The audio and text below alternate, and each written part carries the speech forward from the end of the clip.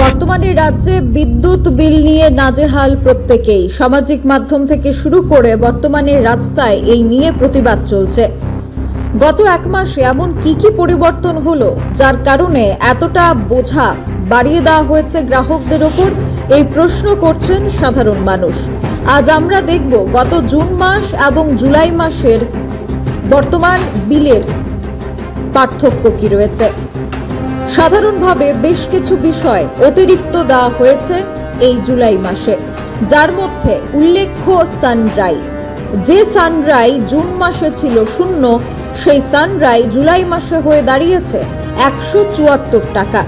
তাও আবার বিভিন্ন ক্ষেত্রে এটা পরিবর্তিত হচ্ছে। জুন মাসে যেখানে ফুয়েল চার্জ ছিল 0, জুলাই মাসে সেই ফুয়েল চার্জ বেড়ে দাঁড়িয়েছে 161 টাকা 87 পয়সা।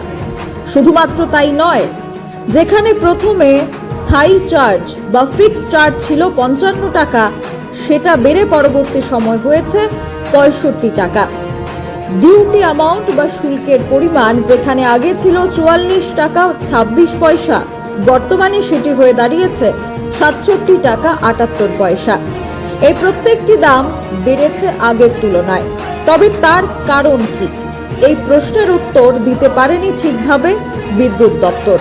শুধুমাত্র তাই নয়, আগে বিলম্বিত অর্থ প্রদানের চার্জ বা ডিপিএস ছিল মাত্র 16 টাকা, যেটা বেড়ে বর্তমানে দাঁড়িয়েছে 33 টাকা।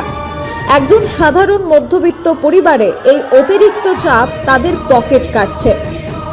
প্রায় দেখতে গেলে আমরা হিসেব করে বলতে পারি, যদি আপনার বিদ্যুৎ বিল আসে 500 টাকা, তাহলে আপনাকে অতিরিক্ত প্রদান করতে হবে 200 থেকে 300 টাকার মধ্যে।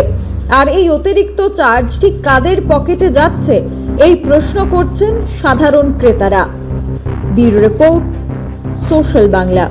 মশলা হাতে নয় চামচে তুলুন। লংতরাই গুঁড়ো মশলার প্রতিটি 250 গ্রাম প্যাকেটের সাথে 1টি চামচ ফ্রি। লংতরাই গুঁড়ো মশলা, রান্নায় তোমাকে চাই।